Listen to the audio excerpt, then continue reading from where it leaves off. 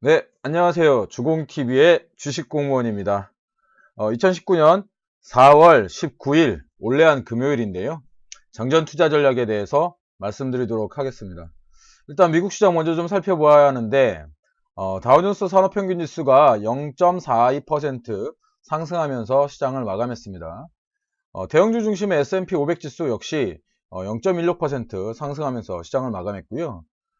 기술주 중심의 나스닥 지수 0.02%로 강보합으로 시장을 마감했습니다. 뉴욕 3대 지수가 일제히 상승했다고 봐야 하는데요. 이유는 소비 지표와 고용 지표 그리고 이제 기업 실적이 모두 호조를 보임에 따라서 지수가 이제 상승을 했습니다. 로버트 뮬러 특별검사팀의 수사보고서에 도널드 트럼프 미국 대통령의 혐의를 입증할 증거가 없다고 확인된 것도 정치적 불확실성을 줄였다는 점에서 시장에 안도감을 줬습니다. 국제유가는 소폭 상승했고요. 금값은 소폭 하락했습니다. 뉴욕 증시는 19일부터 22일까지 부활절 연휴로 휴장을 하게 됩니다. 그러니까 이제 월요일 날에는 어떤 그 미국 증시를 살펴볼 수가 없다는 점이죠. 그러니까 미리 알아두시고 가세요. 스케줄 같은 경우에는요. 오늘 좀 말씀드리고 싶은 내용은 화폐 개혁주, 즉 리도미네이션 관련된 그 ATM 관련주들의 어떤 그 등락인데요. 화폐 개혁 ATM 관련주가 어제 이제 큰 시장에서 큰 폭의 하락을 기록을 했습니다. 음, 큰 폭의 하락은 원래 있을 수 있어요. 근데 이제 이게 이제 제가 주제로 삼아서 좀 말씀을 드리는 것이 어, 아침까지만 해도 이 종목들이 이제 크게 상승을 했었기 때문에 좀 주제로 삼아서 말씀을 드리는 겁니다. 대장주 청어컴넷을 비롯해서 한네트, 로지시스, KCT 등이 거래량을 동반한 이렇게 거래량을 동반한 피레치 문봉을 기록했는데 아침까지만 해도 거의 청어컴넷이 28%까지 상승을 해서 다른 종목들도 두 자릿수 이상의 상승을 했었습니다. 거의 청어컴넷 같은 경우에는 상한가까지 갔었죠. 근데 이게 한국은행하고 기획재정부가 리도미네이션, 즉 화폐 개혁을 검토한 바 없다. 라고 이제 선을 긋자마자 급락을 한 겁니다. 어저께의 분봉을 좀 보여드리면 사실은 굉장한 급락이라는 걸 보실 수 있을 거예요. 요때 시간이 딱 점심시간대였기 때문에 정말 이 종목을 보유한 개인 투자자들, 특히 이제 직장인들 같은 경우에는 밥 먹고 갔다 왔더니 거의 상승해서 이렇게 하락을 맛보게 된 겁니다. 이렇게 되면 계좌가 거의 하루에 움직인 유동성이 청어컴넷 같은 경우에는 어저께 플러스 28%에서 마이너스 8%까지니까 약 한 마이너스 40%. 내 계좌가 밥 먹기 전에는 10,000원이었다면 1,000,000원이었다면 밥 먹고 갔다 왔더니 400만 원이 날아간 거예요. 이렇게 되면 거의 이제 멘붕이죠. 이게 이제 정신줄 놓게 되는 겁니다. 그러면 이 ATM 관련주가 왜 상승했는지 한번 좀 말씀을 드리면서 이 상황에 대해서 좀 말씀을 드리려고 하는데요. 리도미네이 리 어, 도미네이션. 그러니까 이게 뭐냐면 화폐 개혁이라는 건데 지금 이 화폐 개혁을 하겠다고 하는 뉴스가 이제 나오면서부터 이 종목들이 이제 상승을 하게 됩니다. 상승을 하게 되는데 이 상승이 이제 4월 초에 3월 말부터 4월 초에 슬슬 뉴스가 만들어집니다. 그때 이제 각종 언론이 이주열 한은 총재를 비롯해서 여러 인사들의 말이다 이러면서 우리나라 화폐 개혁이 필요하다 이런 기사를 잔뜩 만들어냅니다. 1달러가 지금 1130원에서 1140원에 거래되는데 우리나라 돈이 너무 커 보인다는 거죠. 이렇기 때문에 각종 화폐를 처리하는데 비용이 발생하고 사실 후진국들의 화폐 단위가 좀 크잖아요. 그래서 1,000원을 한 100원이나 10원이나 한 1원 정도로 만들자. 이런 얘기가 나오는 거죠. 그러면 커피 한 잔에 4,500원이 아니고 커피 한 잔에 4.5원, 달러같이 그런 거 많잖아요. 스타벅스 하나에 6달러. 그래서 어떤 일부 식당들은 이렇게 뭐 화폐 개혁까지는 아니어도 메뉴판에 6,000원 이렇게 써놓지 않고 6.0 이렇게 써놓죠. 외국인들 같은 경우에는 6,000원 그러면 이게 되게 비싸 보이거든요. 근데 6.0 이러면 여기 이제 원이 6,000원이 생략되긴 하지만 외국인들 입장에서는 뭐 자기네들 달러와 바로 이제 비교를 할 수 있는 그런 어떤 메뉴판인 거죠. 이렇게 리도미네이션 필요성을 여러 언론이 조장하니까 마치 금방이라도 화폐 개혁이 일어날 것 같은 분위기가 만들어진 겁니다. 제가 항상 말씀드립니다. 뉴스는 세력이 만든다고요.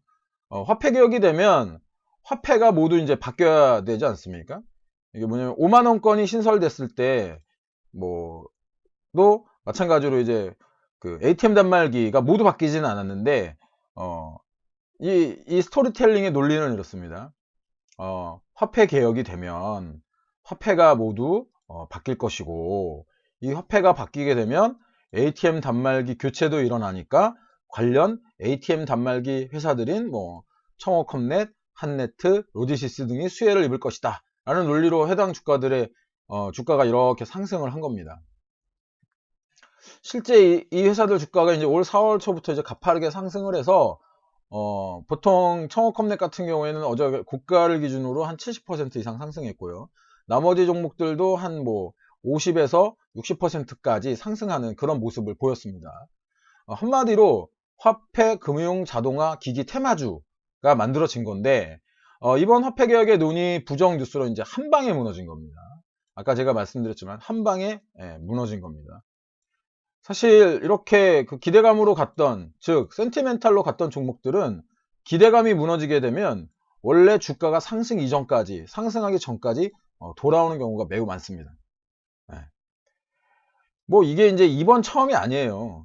이번 처음이 아니고 예전에도 이런 경험이 있었습니다. 여기 보시면 청호컴넷 같은 경우에 여기 보시면 이때도 한번 그랬고 이때도 한번 그랬고 이때도 한번 그랬고 이렇게 올라갔다가 밑으로 올라갔다가 이제 아직 어떻게 될지 모르지만 경험칙상 이 밑으로 이렇게 내려올 가능성이 높다는 겁니다. 이럴 때마다 이제 가장 피해를 본 게 이제 개인 투자자인데요. 여기서 이제 테마주를 이야기하면서 지금 이게 이제 어떤 기술의 발달, 뭐 캐즘에 대해서 조금 하나 좀 설명을 드리고 싶은데 주식공무원이요. 캐즘이란 게 뭐냐면 첨단 기술이나 어떤 상품이 개발되면 초기 시장과 주류 시장에, 그러니까 초기 시장에서 주류 시장까지 진입하기까지 어떤 일시적인 수요가 정체되거나 후퇴되는 단절 현상을 거치게 되는 것을 뜻합니다. 특히 이제 첨단 기술의 경우 혁신성을 중요하는 소비자, 이제 여기서 이제 얼리 아답터들이 이제 주도하는 시장과 실용성을 중시하는 일반 소비자가 주도하는 주류 시장에 진입하기까지의 어떤 갭이 발생하는데, 시차가 발생하는데, 이 시차로 의해서 수요가 이제 정체되기 때문인 겁니다. 예를 들면 뭐 이런 거죠. 삼성페이라고 요즘 핸드폰으로 이제 결제하는 방식, 뭐 지하철 같은 경우나 신용카드를 이제 핸드폰에 넣고 다니는 방식인데, 뭐 삼성페이 말고도 여러 페이가 많습니다. 근데 이걸 최근 써보신 분들도 계시겠지만, 사실 한 2017년도에도 이제 사용이 되었으니까 꽤 오래 전에 뭐 어느 정도 이제 상용화돼서 쓰이고 있는 겁니다. 근데 아직도 이 기술을 안 쓰고 플라스틱 카드를 고집하시는 분들도 계세요. 이 기술을 먼저 사용하신 분들은 얼리 아답터, 그리고 아직까지 주류들, 뭐 나이 드신 분들이나 이런 분들은 아직까지도 신용카드를 갖다 대지 삼성페이를 잘 이용하지 않는 분들도 계세요. 기술의 발전은 엄청 빠르고요. 그래서 이제 기술 만능주의자들, 뭐 이제 얼리 어답터라고 표현을 하긴 하지만, 이분들은 마치 이 기술이 모든 세상을 한꺼번에 바꿀 거라고 이제 생각을 합니다. 근데 기술의 발전을 받쳐줘야 하는 것이 이제 법률적인 변화가 있어야 돼요. 그리고 이제 또 하나, 이 기술과 법률을 토대로 사람들이 문화를 바꾸는 별도의 시간이 이제 필요하다는 겁니다.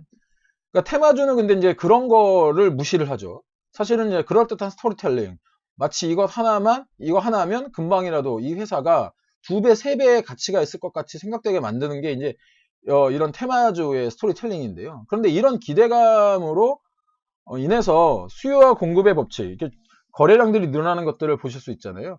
잠시 그 회사의 가격이 변동되는 것이지 그 회사의 가치가 변화되는 건 아닙니다. 그럼 이런 미래에 대한 투자는 어떻게 해야 될까요?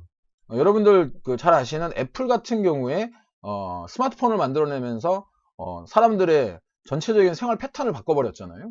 근데 이 회사에 대한 기술에 대한 통찰이 있으면 애플이 뭐 그 기술을 스마트폰을 개발해서 발표했다고 해가지고 이 회사의 주가가 막 하루아침에 2배, 3배 이렇게 가는 게 아닙니다. 이렇게 오랜 시간 캐즘을 극복하면서 기간을 거치면서 쭉 우상향한다는 거죠. 그러니까 짧은 기간의 주가의 상승을 노릴 것이 아니라 오랜 기간 투자의 마인드로 그 회사의 주식을 사모으는 것이 정석 투자자라는 겁니다. 주식 공무원은 여러분이 아시다시피 겁쟁이 투자자입니다. 그래서 이런 위험한 투자 테마주 같은 경우에는 거의 쳐다보지도 말라고 이제 항상 말씀을 드리는데 테마주, 급등주들은 늘 말씀드리듯이 이제 보유자의 몫입니다.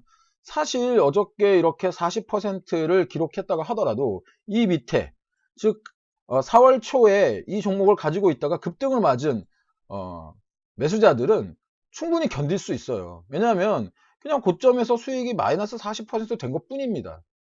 그렇죠? 아까도 말씀드렸다시피 고점에서 마이너스 40 되었다고 하더라도 이 사람들은 아직까지도 50%, 60% 수익 구간이에요. 그러면 어때요? 쿨하게 그래 매도하면 됩니다. 매도하면 돼요. 그래도 수익이니까요.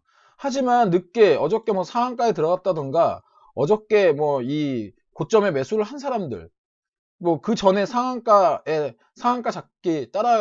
잡기를 한 투자자들 오늘 사실 못 팔걸요? 왜냐하면 이게 손실이 너무 크기 때문에 약간 아까 제가 그랬잖아요. 멘붕이 된 상태이기 때문에 쉽게 팔지 못할 겁니다.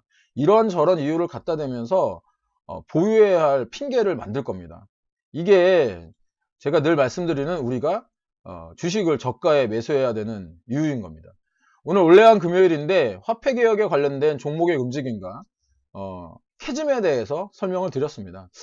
여러분의 댓글, 추천, 좀 더 좋은 글을 쓸 수 있게 만드는 원동력이고요. 친구 추가, 알람 설정 등 해놓으시면 주식공무원 글 보다 쉽게 받아보실 수 있습니다. 유튜브에서 주식공무원 검색하시면 주식공무원이 그동안 올렸던 글들 한꺼번에 찾아보실 수 있고요. 오늘 452번째 투자 전략입니다. 그러면 그 전에 투자 전략들도 여러분들이 찾아보실 수 있다는 거겠죠. 궁금하신 주제, 관심 있는 분야 댓글로 주시면 글을 쓰는데 참고로 하겠습니다. 오늘 하루도 성공 투자하시고요. 객관적으로 시장을 바라보는 주식공무원과 함께 키워가세요. 지금까지 따박따박 수익률의 주식공무원이었습니다.